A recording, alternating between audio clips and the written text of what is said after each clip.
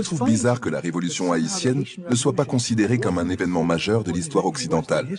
C'est pourtant aux révolutionnaires de Saint-Domingue que le monde doit la première des abolitions, proclamée par la République française en 1794. La révolution haïtienne n'a pas fini d'inspirer.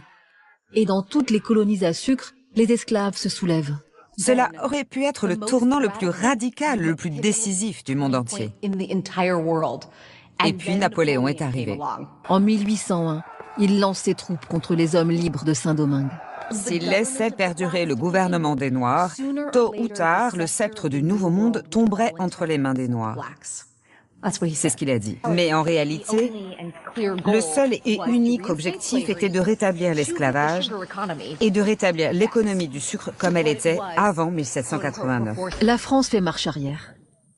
Le 20 mai 1802, les députés votent en faveur du maintien de l'esclavage dans les colonies françaises. Mais Saint-Domingue résiste. Malgré l'arrestation et la déportation du gouverneur Toussaint Louverture, ses troupes ont vaincu les Français.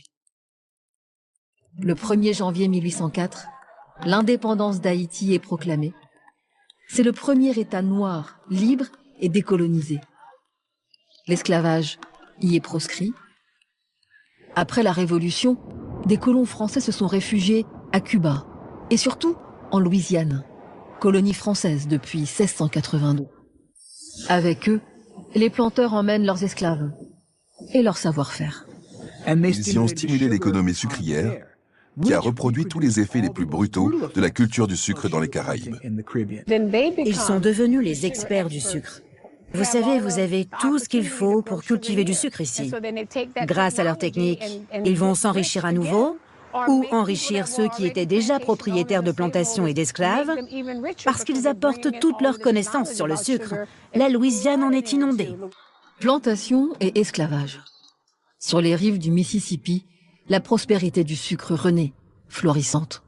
Pourtant, la France va y renoncer. Napoléon a perdu Saint-Domingue. L'Angleterre le défie sur les mers et il a l'Europe à conquérir. En 1803, il abandonne son rêve d'empire américain et pour 15 millions de dollars cède la Louisiane aux États-Unis, qui doublent ainsi leur territoire. Peu d'Américains savent que c'est à la révolution haïtienne que l'on doit l'expansion des États-Unis au-delà de la côte Est. L'ironie de la chose, c'est que lorsque les États-Unis se sont étendus sur ce territoire de la Louisiane, ils ont également étendu l'institution de l'esclavage. La fin de l'esclavage à Saint-Domingue, Haïti, a conduit à l'expansion de l'esclavage aux États-Unis.